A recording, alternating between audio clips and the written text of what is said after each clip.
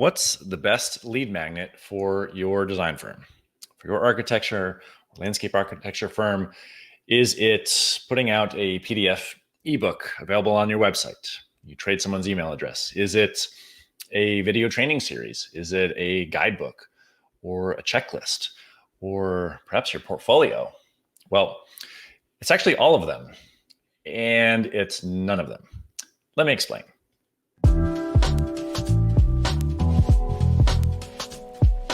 Giving architects and landscape architects the tools and strategies to be seen, heard, and valued in the marketplace, and telling the stories of leaders building thriving design firms and attracting their ideal clients. This is From Architecture to Profitecture. I'm your host, Jay Krakowski. Let's get started. Fellow and future Profitex, hello. How are you? Welcome back to the show. Today we're talking about the best lead magnet. Usually online, when we talk about the idea of having a lead magnet, a monkey's fist, as it's sometimes called, an opt-in. Before we jump into it, I just want to say thank you for watching. Thanks for coming back. Coming off 2 weeks, actually, a 2-week break from the podcast, a week quarantining with my family down at the beach. Little kiddos love the beach, and then another week with my wife. Early celebration of a 10-year wedding anniversary.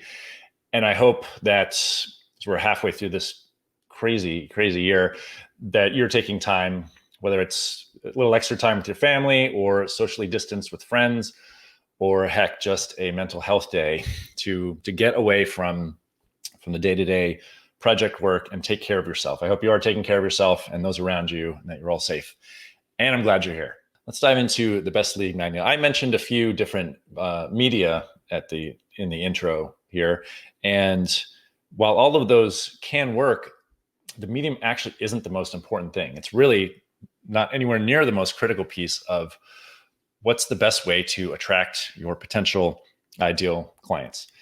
Now, as you're thinking about online content, whether you're a solopreneur, solo practitioner, doing this all yourself, or you've got some VA help, or you've got a small team, or heck, even a big team with a dedicated marketing department, you may have felt, or you might feel now, that you're on something of this hamster wheel of online content creation, where the biggest ideas that you need to put forward are that of giving value and educating and teaching about the profession and teaching about what we do, because the laymen they don't understand what we do. They didn't go to school to study design as we did.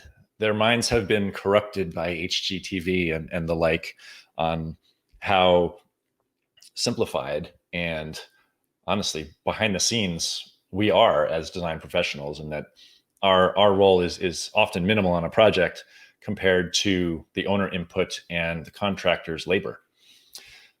So I can understand how you might think that, and in struggling and in going around and around creating this content for Instagram and Facebook and LinkedIn and sharing industry articles, there's often this disconnect when it comes time for the sale. When it comes time to put that proposal forward, and the client looks at that number, or they look at the scope of work, or they look at all the industry jargon that we like to, in many cases, have to include in our design contracts, and that there's a disconnect with that value. Even though you've spent all this time writing articles and creating videos, and maybe doing a podcast on teaching our clients what we do and how we do it, there's still that friction when it comes down to the actual sale, to getting that signature on the contract. There's often that friction, and the reason for that is that there's also a disconnect between the media that you're putting out there and the discussion of that value. I mean, how you describe your value, because it's not just the what to do and the how to do. It's not just the design process of concept, schematic, DD, CD, CA. People buy from people at the end of the day. And I know I've said this on multiple podcast episodes. At the end of the day, people buy from people. They don't buy from the diplomas on your wall. They don't buy from the letters after your last name on your business card. So creating content that attracts your ideal clients, it's got nothing to do with a missing strategy or a hidden tactic that you haven't heard of yet, or some tweaks to the profiles on all these different social media platforms. It's none of that. In fact, the most powerful content that you can put out there gets at the identity level, gets at the beliefs that your ideal clients have. It has nothing to do with the aesthetic that they're looking for. It's all in here, pointing to my heart. I really am pointing to my heart and in their head, in these beliefs that they have accumulated over their lifetimes, not just from HGTV, but it's certainly a particular culprit, but also from recommendations and experiences of their friends and family and neighbors. And in talking to potentially other design professionals or other professionals completely unrelated who may have had good, bad, or indifferent experiences with an architect or landscape architect. But when your content can really unearth those values, can show that you understand rather the beliefs that they have on what we do and how much we should charge and how involved we should be, not just in the construction process, but sometimes in the design process. There's all too many stories of potential clients bringing a design to the table and saying, I don't need it designed. I just need you to draw it up and make it look architectural. Ouch. When you can get into the beliefs and values that they have and start to create content from that perspective, that's where the deeper connection is made. That's where the sale is made, to be honest with you. Long before you even start to write a proposal or draft up a scope of work or collect that deposit invoice, that's really where the sale is made. Now, let's just touch on some of those beliefs. I started to here previously, but heck, I've got a whole list of them from networking and from talking with my colleagues, and then from being in different online forums on Facebook, Instagram, LinkedIn, you name it. Just to rattle off a few here. They assume that we're so highly paid that their project is not as involved, so maybe they can get a discount, or they don't need to pay on time. That our services aren't accessible and affordable to everyone. That they shouldn't even bother calling us. That maybe the contractor can just handle it, quote unquote, handle it. That goes along the notions of that we're a luxury and not a necessity. And in trying to scream from the rooftops, hey, we're a necessity on your project, it's not enough just to say it. We need to show it and demonstrate it from a deeper level, from an identity level, and connect with what they are trying to achieve, the goals of their project, not just the physical nails and screws and dirt and plants in the ground, but what are they trying to achieve in their lives, in their businesses, if you're doing commercial work. So there's a whole list of beliefs that tend to irk us as design professionals. And those are such great starting points for content, for addressing those beliefs and well, how do we address them? Let's talk about that. We've unearthed some of these, and I'm sure you've done it on a weekly, monthly basis of emails or calls or conversations that come in that irk you, or that have you feel less valued than you should be. And we all know that we should be. So I've identified 3 general ways here that we can craft content that gets at the level of beliefs and of values. Beliefbusters, or they're many times called thought reversals in entrepreneurial circles. And that's not to say calling out that someone is wrong and that you're right. The notion that the architect swoops in for a little bit and is not really involved at all in construction, again, as portrayed by HGTV, I'm going to beat that one to death in this episode. That's just a belief. It's not right or wrong. They're seeing the design process from their side of the table, from their side of the aisle, and we're seeing it from ours. And it's our job to bridge that gap. It's not the AIA or ASLA's job to bridge that gap. It's our marketing content, and it's our networking. It's our conversations. That's whose job it is to address that. So when we're thinking about reversing their thoughts, reversing their beliefs, taking their beliefs and flipping them on their heads so that they see it from our side of the table, and there's a lot greater potential for connection and for that contract to be signed at the end of the day. It's more a matter of just shifting perspective, discrediting, not saying you're wrong and I'm right because I'm the professional here. It's bring them around to your side of the table as if you were sitting looking at a plan. Actually, that's a great metaphor. Let's go into that. When you lay a plan out on the table, do you often flip it around to face your client, or do you have it facing you? Is it often better, again, when we can drop the social distancing, to have the client on your side of the table so that they see the plan from your perspective, so that they see your perspective drawings from your perspective? Of course it is. And that's really the gist of this kind of content, where you're focusing on a specific belief that they have, an industry norm, or a given belief of our potential clients, and flipping it on its head, so that we're discrediting the belief that they have, and they're more open to see it from our side of the table.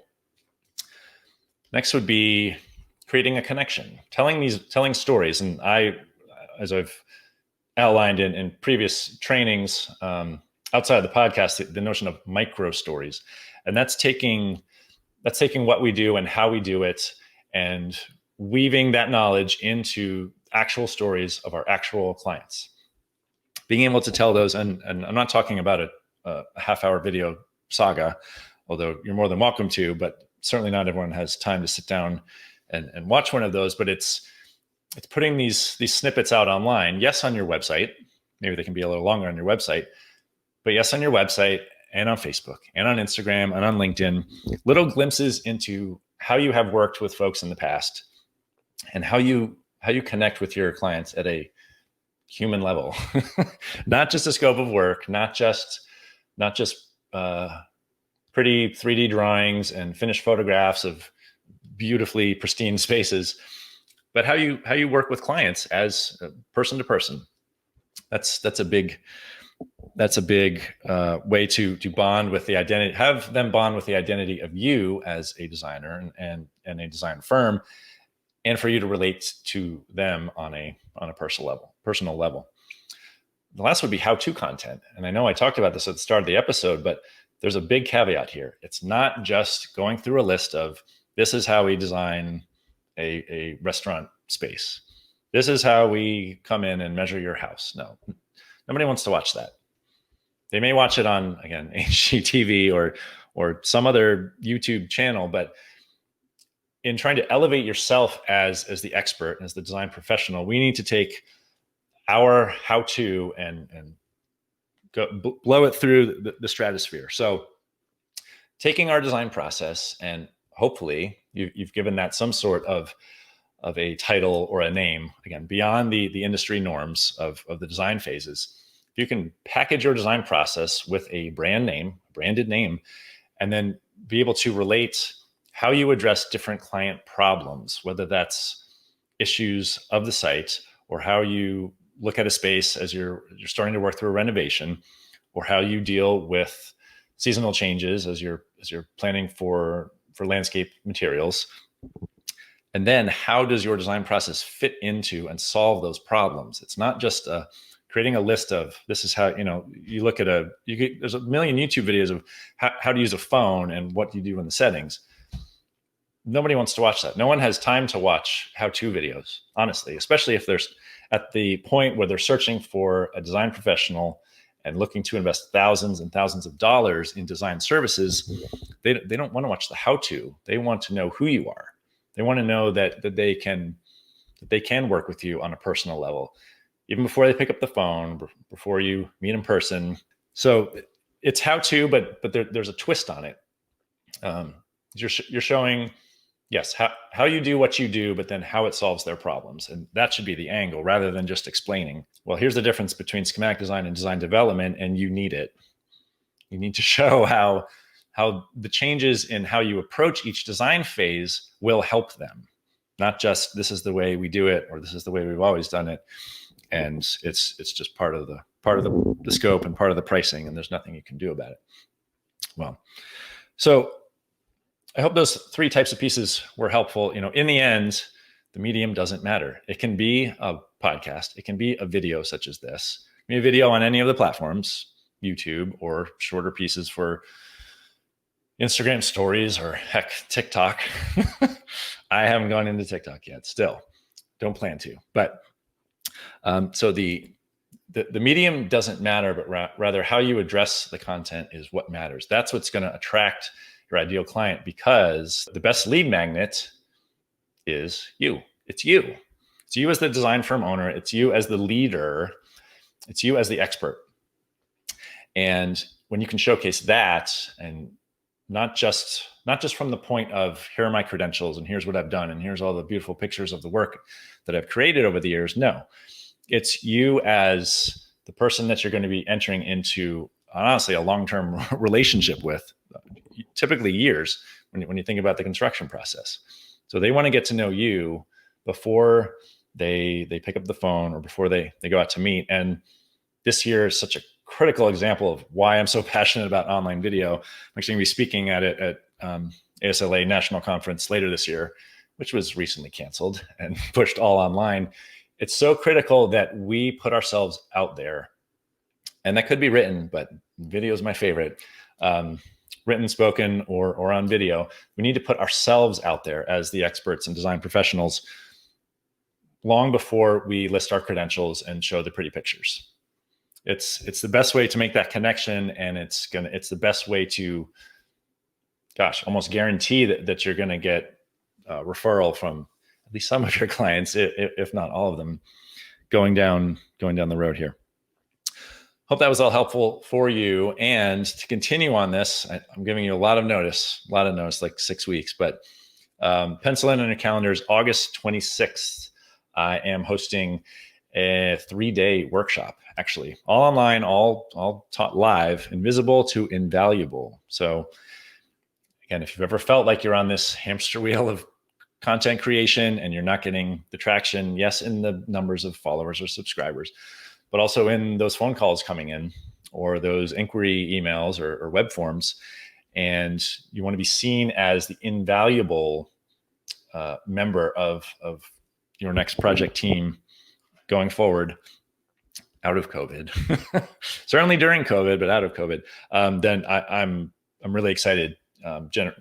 Been working on this workshop for a little while. Going to get a lot more details coming out in, say, the next 2 weeks, but just pencil in the end of August. So that's going to be a 3-day live session, and we're gonna create a content strategy together.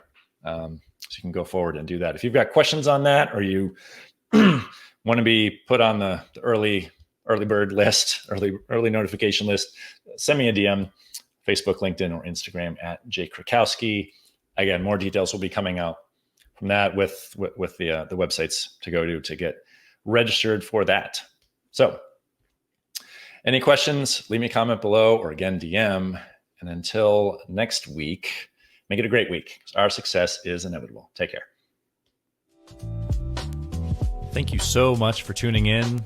Don't forget to hit subscribe so you stay up to date with future episodes. Connect with me on Facebook, Instagram, or LinkedIn at Jay Krakowski. And for show notes and much more, visit profitecturebydesign.com/podcast.